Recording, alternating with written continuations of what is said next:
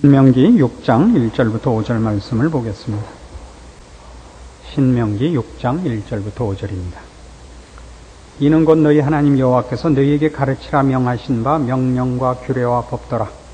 너희가 건너가서 얻을 땅에서 행할 것이니 곧 너와 네 아들과 네 손자로 평생에 네 하나님 여호와를 경외하며 내가 너희에게 명한 그 모든 규례와 명령을 지키게 하기 위한 것이며 또 네 나를 장국케 하기 위한 것이라.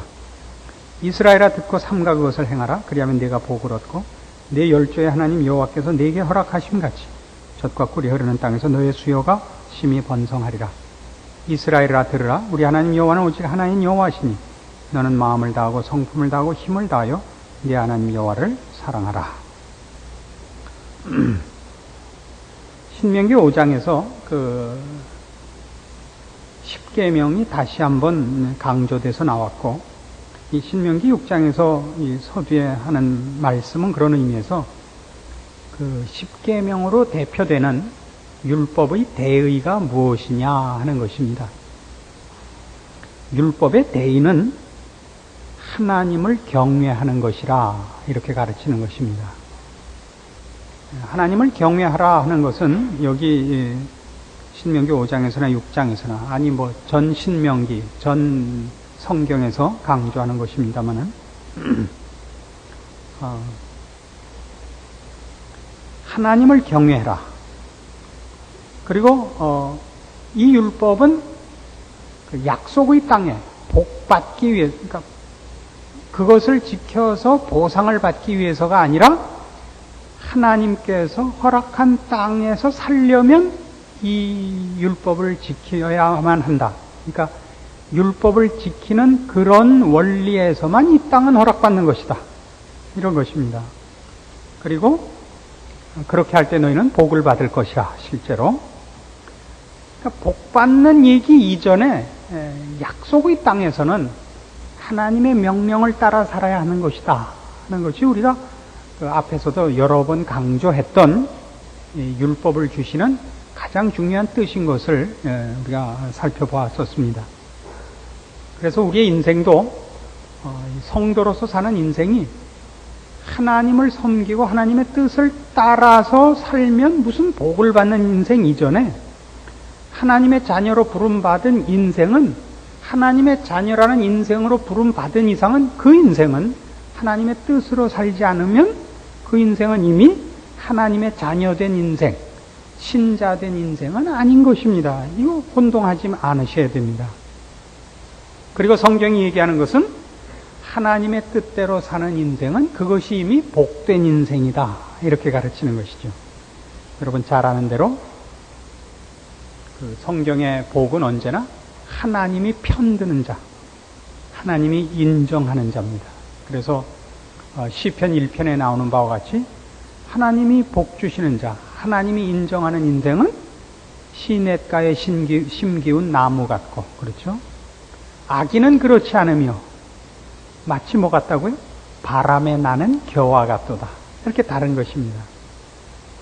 그래서 여러분이 신앙 인생을 점검하실 때 하나님을 알고 하나님의 뜻을 따라 살게 됐다는 것이 복이라는 걸 알아야 감사가 있지.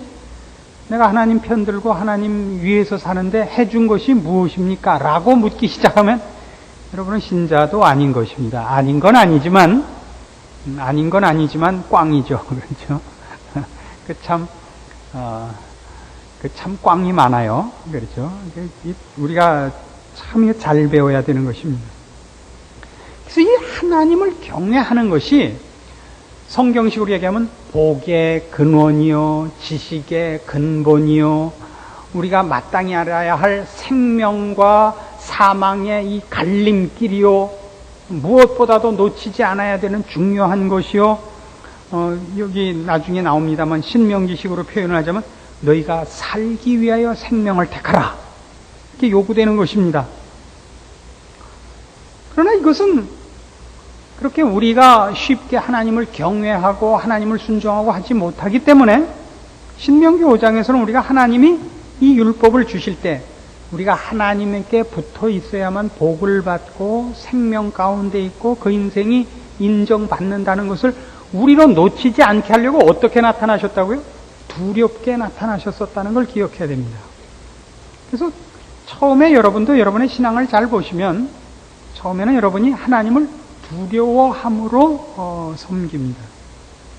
그러나 그 두려움은 지금까지 말씀드린 바와 같이 우리의 모든 것이 하나님에게만 있기 때문에 하나님께 속해야 된다는 것을 놓치지 않게 하려고 하나님이 두렵게 나타나신 것이지 하나님이 우리의 공포의 대상이라는 뜻은 아닙니다. 그래서 같은 신명기 6장 5절에 가면 이게 뭘로 가느냐면 이 경외함이 두려움이라는 측면 쪽에서가 아니고 본질은 너는 마음을 다하고 성품을 다하고 힘을 다해 내 하나님 여호와를 사랑하라로 가고 있는 것을 봅니다. 재밌죠? 하나님께서 이 계명을 주시면서 두렵게 나타나신 것은 이것을 지키느냐 안 지키느냐, 다시 말해서 하나님 편에 서느냐 그렇지 않느냐가 너무나 중요한 것이기 때문에 실패치 않게 하시려고 두렵게 나타나신 것이지, 그렇죠? 우리로 하여금 하나님 편에 서고 하나님께 복을 받는 일을 선택하며 그 길에 서 있는 것을 놓치지 않게 하려고, 그것이 너무나 중요한 일이기 때문에 두렵게 나타나신 것이지 하나님이 우리의 공포의 대상이라서 두렵게 나타나신 것은 아니라 말입니다. 하나님이 우리를 벌 주기를 기뻐하시고 잘하나 못하나 볼 때 흠잡기를 기뻐하시는 분은 아니다 이겁니다. 하나님은 우리를 사랑하는 분이요, 우리도 하나님을 경외할 때 사랑이라는 차원에서 이 경외심을 가지는 것이지 두려움과 공포의 차원에서 하나님을 경외하는 것은 아닙니다. 그러나 성경이 두려움을 우리에게 먼저 앞세운 것은 하나님 편에 서느냐 그렇지 않느냐가 가지는 너무나 중요한 차이 때문에 성경은 우리에게 이 문제의 심각성을 알리기 위하여 하나님 편에 서 있게 하는 이 계명을 지키게 하는 일에 두려움으로 우리에게 하나님께서 나타나셨다는 걸 잊지 않아야 됩니다. 그래서 우리는 하나님께서 생사화복을 쥐고 계신 분이라, 온 천하 만물의 주인이시라, 그에게 인정을 받아야 그가 생명이 있고 복을 받으며 그렇지 않으면 큰일이라 하는 것을 배웁니다. 이것을 두려움의 차원이 아니라 사랑의 차원에서 배워야 하는데, 우리는 이미 이 신명기에서뿐만 아니라 마태복음 22장에서 예수님께서 친히 바로 이 율법에 관한 대의를 이렇게 말씀하신 것을 만납니다. 마태복음 22장 36절입니다. 선생님이요, 율법 중에 어느 계명이 크니이까? 예수께서 가라사대 네 마음을 다하고 목숨을 다하고 뜻을 다하여 주 너의 하나님을 사랑하라 하셨으니 이것이 크고 첫째 되는 계명이요, 둘째는 그와 같이 네 이웃을 내 몸과 같이 사랑하라 하셨으니 이 두 계명이 온 율법과 선지자의 강령이니라, 이렇게 나옵니다. 이게 재밌는 게 이겁니다. 우리는 사랑하라 그러면 그걸 조금 소홀히 하는 경향이 있습니다. 사랑을 하라는 것을. 근데 성경이 두려움에 관한 문제, 하나님을 두려워하라, 하나님을 경외하라, 하나님을 두려워하는 것과 사랑을 같은 그 뜻으로 묶는 이유는 뭐냐 하면, 이젠 다 잊으셨겠지만 옛날 청춘으로 돌아가셔서 한 번만 생각해 보십시오. 사랑만큼 무서운 게 없습니다. 그렇지 않습니까? 이제 기억이 가물가물 하시겠지만 옛날 그 28 청춘으로 돌아가 보십시오. 사랑이 왜 무섭죠? 사랑을 하면 상대방을 놓칠까봐, 상대방의 마음에 미흡할까봐 얼마나 안절부절하셨습니까? 그냥 선 봐서 결혼하셨다고요? 그럼 뭐 할 수 없죠. 기억나세요? 옛날에 기억도 안 나세요? 그랬던 기억이 있으시죠?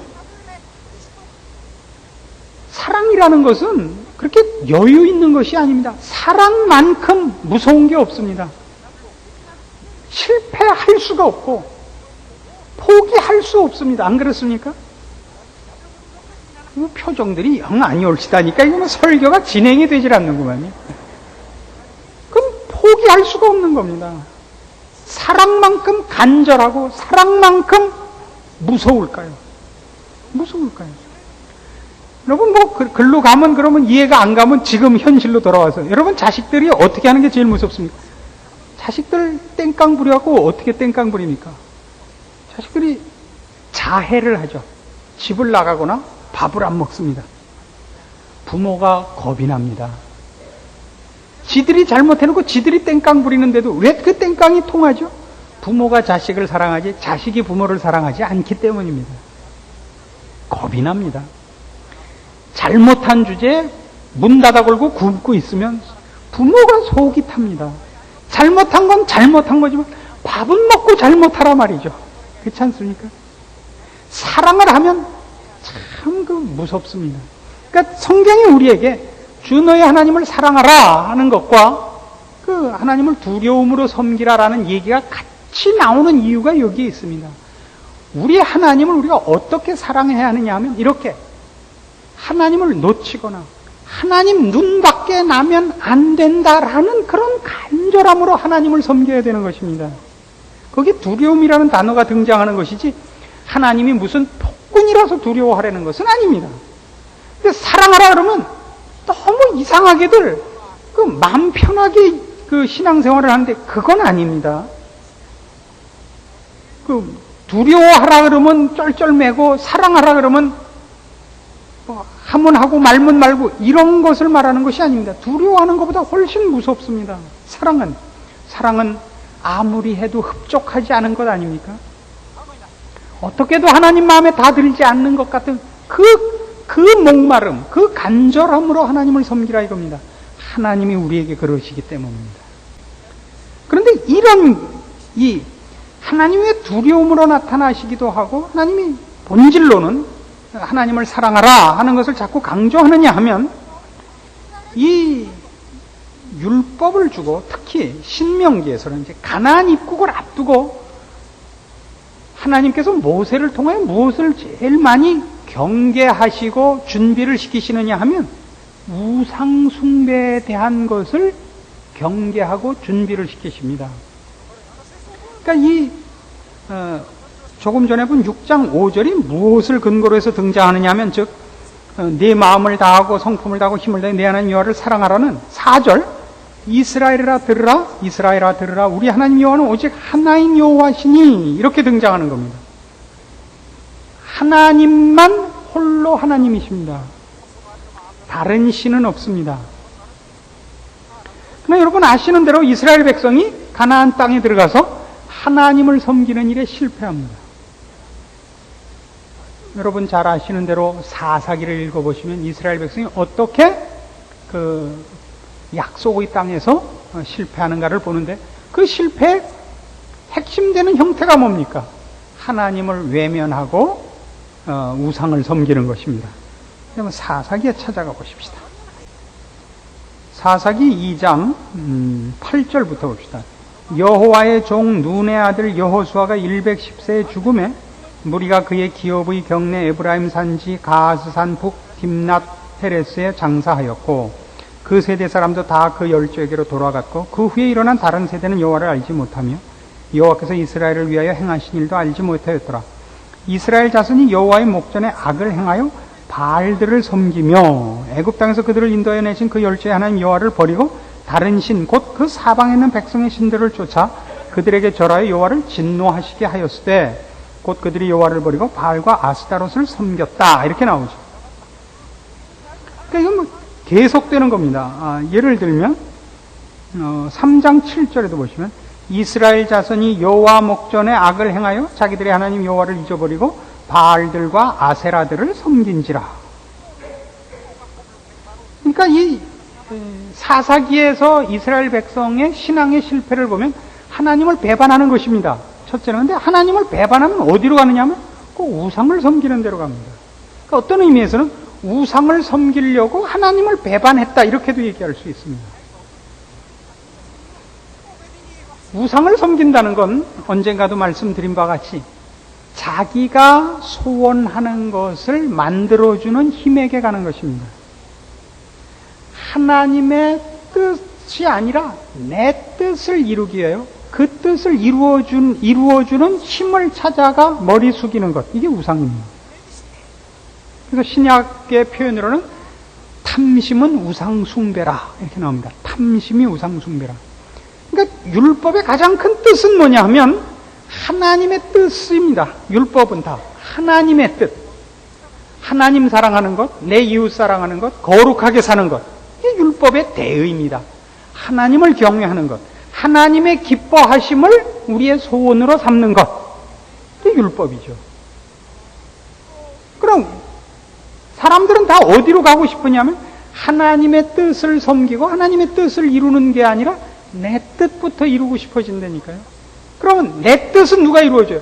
하나님은 우리의 뜻 이루어 주시지 않습니다. 하나님의 뜻을 우리에게 이루시고 싶어 하십니다. 그럼 우리는 자꾸 뭐라고 하면요? 하나님은 왜 자꾸 하나님 것만 하자 그러고 내 건 하자 그러지, 내 건 안 붙여주세요. 이거네, 결국은 싸움이. 가나안 땅에 들어가면 어떻게 하라고요? 모든 율법은 왜 줬다고요? 그 율법을 지키면 가나안 땅을 들어가는 것이 아니라 가나안 땅을 주려고 준비해 놓았고 이 백성으로 가나안 땅에 살게 하려면 하나님이 준비한 땅을 저들이 얻을 때 그 땅에서는 하나님의 뜻대로 살아야만 그 땅에서 존속할 수 있습니다.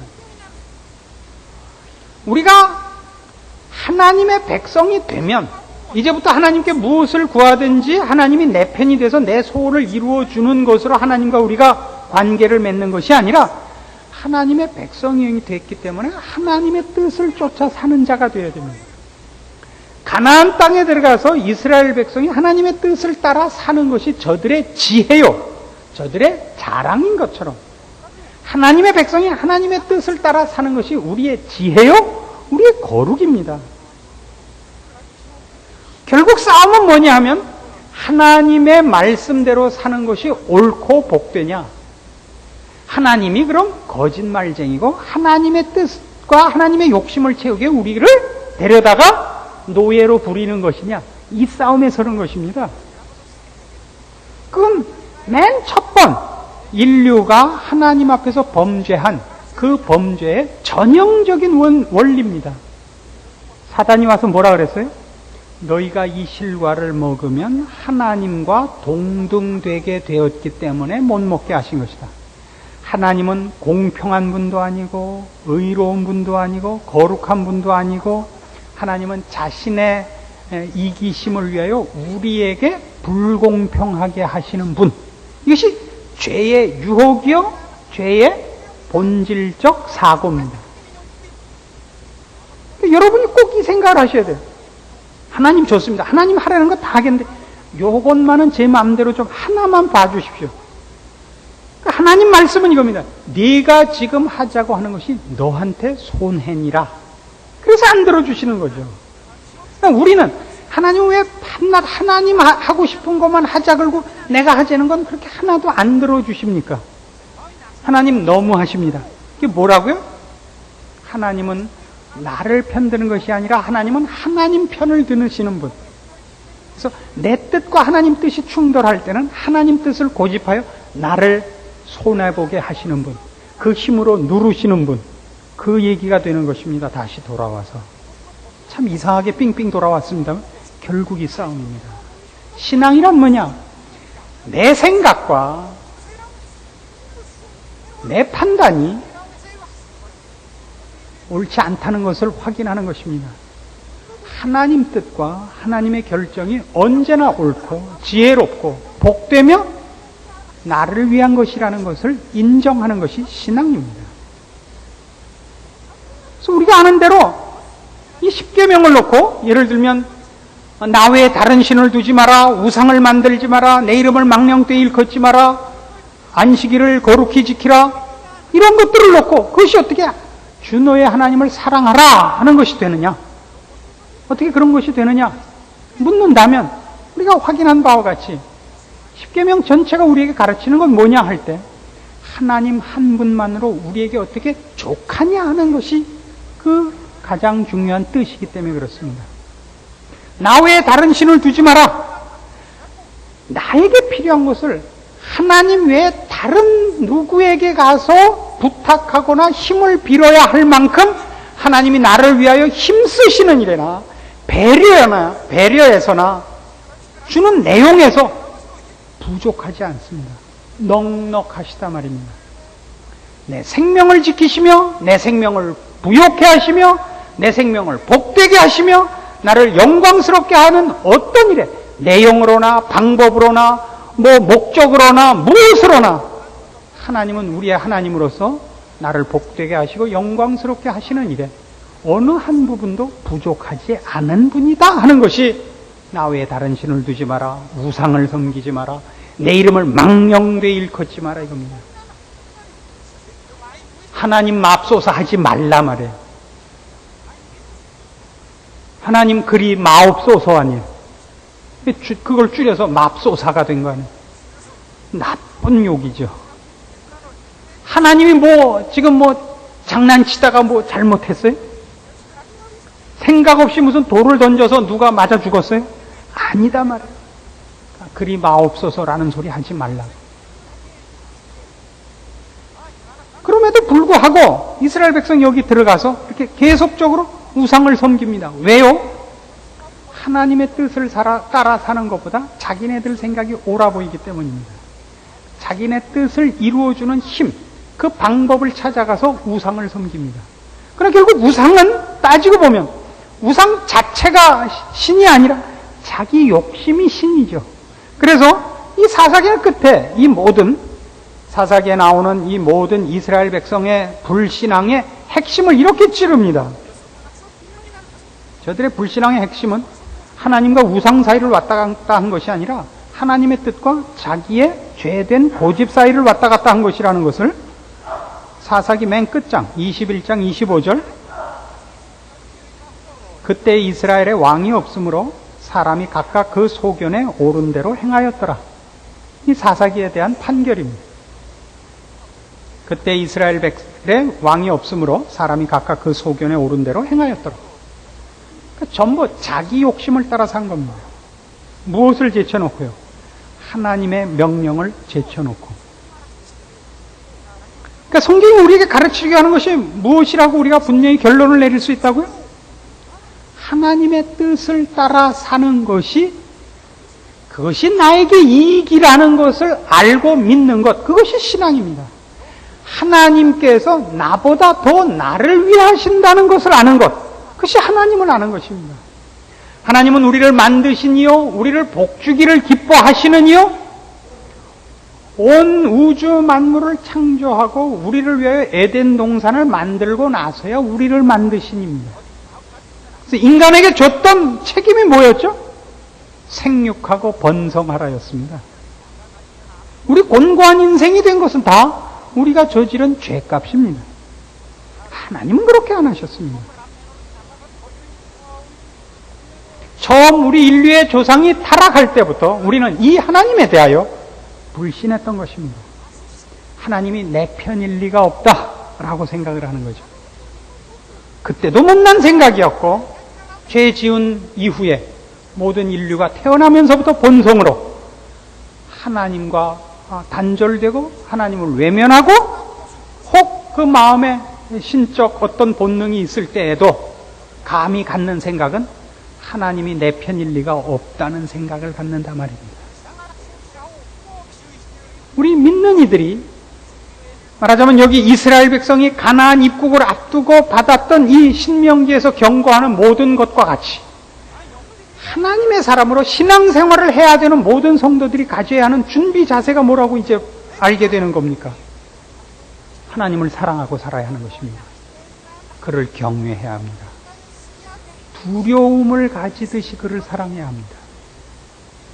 하나님 마음에 들고 하나님 눈 밖에 날까봐 전전긍긍하는, 두려움의 전전긍긍이 아니라 사랑으로 애타하는 마음으로 하나님 앞에 서야 할 것입니다. 하나님이 우리에게 부족하시거나 하나님이 우리에게 소홀하신 것 없습니다. 언제나 문제는 우리가 하나님에 대하여 늘 소홀하고 혼자서 하나님을 잘못 생각해 놓고는 지가 삐지고 도망가는 것입니다. 구약을 통해서 우리가 배우는 건 뭐냐 하면 그래서 우리 인생을 다 살지 않고 인간의 모습을 보는 유익이 있는 것입니다. 언젠가도 설명드린 바와 같이 저는 그 하나님 앞에 항복을 할 때 구약을 통해서 항복을 했습니다. 그러니까 어느 사건, 어느 구절로 항복을 한 것이 아니라 구약을 쭉 읽어 나가는 중에 하나님의 성실하심이 한 번도 그친 적이 없다는 것을 구약을 읽는 중에 너무나 분명히 확인을 했습니다. 하나님의 신실하심과 하나님의 의로우심과 하나님의 자비하심이 늘 풍성하시고 신실하십니다. 언제나 틀리고 못난 것은 우리 인간들이었던 것입니다. 화를 자초합니다. 그 화도 하나님께서 돌이키게 하시려고 든 채찍이었지 너 나가 죽어라 하고 드는 채찍은 없었던 것입니다. 그래서 분명히 하나 못질을 했죠. 언제나 문제가 생겼을 때는 내 잘못이라고 확인한다. 하나님이 잘못하시는 적은 없다. 하나님이 우리에 대해서 소홀하시는 적도 없다. 하나님이 우리를 불공평하게 대하는 적은 물론 없다. 공평한 정도가 아니라 나밖에 없는 것 같이 내 편을 드신다. 이것이 우리가 가져야 하는 우리의 신앙에 있어서 하나님에 대한 사랑이요 경외심이요 신앙이어야 하는 것입니다. 그래서 여러분 오늘 성경이 말씀하는 바와 같이 이스라엘아 들으라 우리 하나님 여호와는 오직 하나인 여호와시니 너는 마음을 다하고 성품을 다하고 힘을 다하여 네 하나님 여호와를 사랑하라 앞에 항복하셔야 됩니다. 다른 우상을 섬기지 마라 이런 비교로서 한 분뿐인 하나님이 아닙니다. 내 목숨을 다하고 성품을 다하고 뜻을 다하고 열심을 다 바쳐 사랑하라.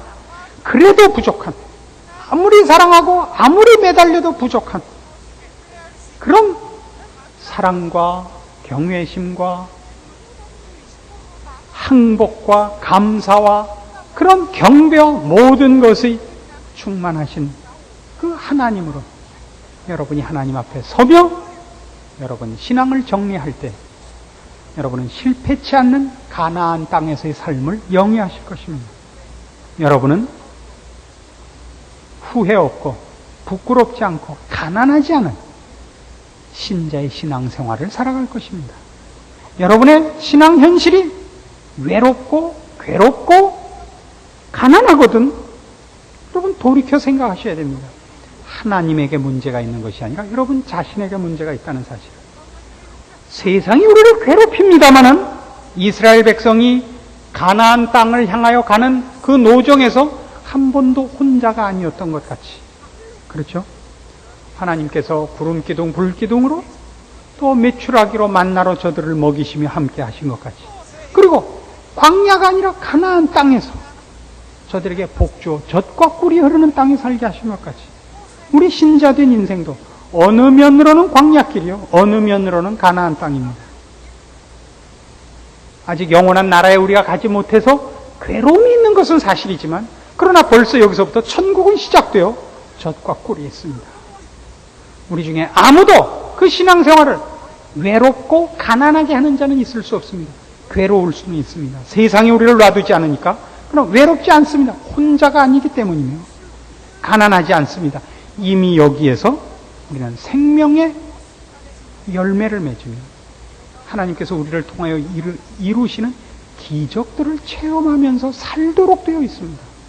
이 일에 여러분이 가난하거든 여러분의 신앙을 점검하시고 하나님에게 하자가 있다고 우기지 마시고 여러분의 신앙에 문제가 있는 줄 아시고 다시 마음을 고쳐먹고 하나님의 사람으로 정당한 순종과 항복과 또 이 사랑과 경외심으로 돌아오셔서 부요한 신자의 삶을 살기를 권합니다. 기도하십시다. 하나님 아버지 은혜를 감사합니다. 우리 하나님을 아버지로 모시고 있는 우리 신자된 인생의 부요함을 확인했습니다. 우리 중에 누가 가난하게 살며 외롭게 삽니까? 우리 자신에게 문제가 있는 줄 알게 하옵소서. 하나님은 지금도 우리를 찾으시며 우리 곁에 와 계십니다.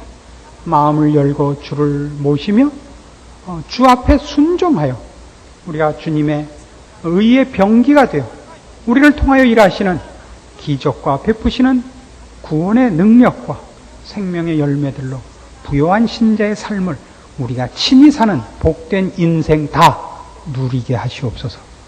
오직 성경이 우리에게 이른 바와 같이 목숨을 다하고 성품을 다하고 뜻을 다하여 우리 하나님을 사랑하며 순종하여 영원한 나라의 그 앞에 서는 그날까지 우리의 이 신자된 인생길이 복된 것을 누리게 하시옵소서.